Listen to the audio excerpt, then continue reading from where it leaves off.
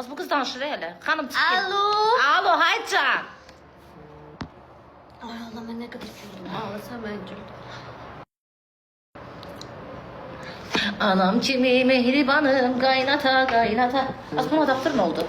Beli. Buyur.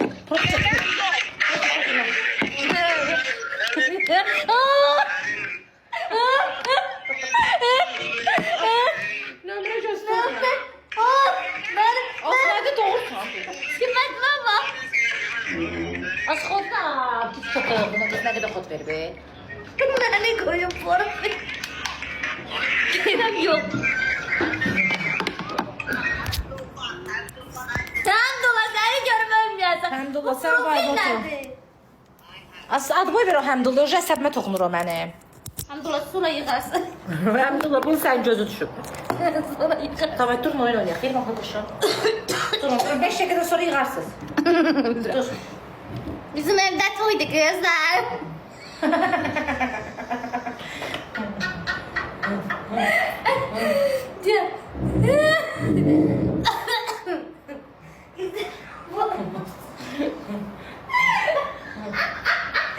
Ya bu Gel bırak.